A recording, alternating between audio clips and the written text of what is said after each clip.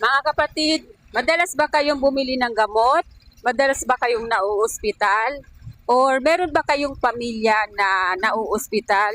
Lalo na naisusugod sa mga emergency. Pero hindi kayo prepare. Wala kayong naihandang budget. Wala kayong pera.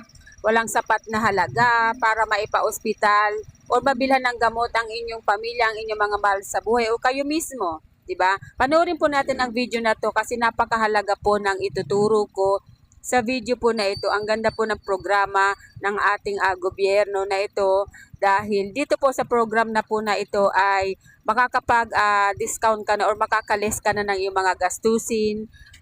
Malilibre na yung iyong mga gamot at iyong mga hospital bill dahil sa programa na ito. Panoorin po natin ito mga kapatid at tapusin ang video na ito.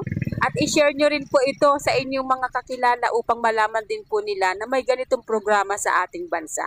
Yun po, God bless you po at huwag pong kalimutan na tapusin ang video na ito kasi napakahalaga po hanggang dulo po ng video na ito. Thank you po and God bless po sa ating lahat.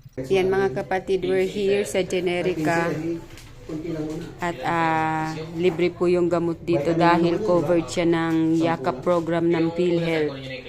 Kasi 5 days daw yun. Ang galing, nakakatuwa yung naisip ng PhilHealth kasi ang dami ngayon mga tao na hindi kayang bumili ng gamot pero dahil merong yakap program ng PhilHealth, so ayan, nako-covered na siya ng gamot, ng libreng gamot, di ba? Kaya kung gusto niyo po ng mga libreng gamot sa mga sakit ninyo, sa mga reseta po ninyo, mag-ano po kayo sa yakap program sa PhilHealth. Then ito pong Generica ay naka-tie up po siya doon. So libre na yung gamot. Di ba no sir? Yes. Oh, libre na yung gamot nila.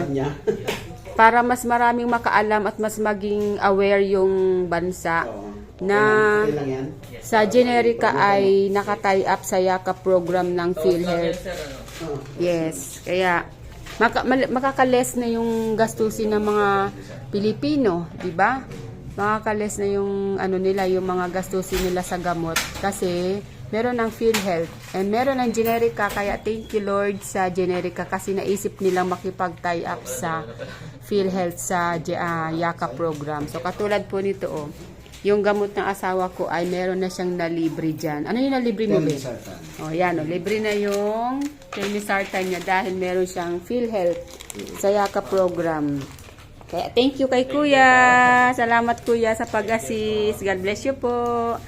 Bye, everyone. Ayan, magpayakap program na kayo. Ayan po, ganyan siya.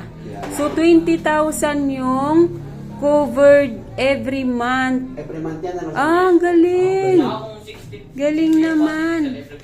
20,000 yung covered every month ng PhilHealth Yakap program. Kaya magpa-register na po kayo sa PhilHealth kung hindi pa po kayo register. Thank you. Bye.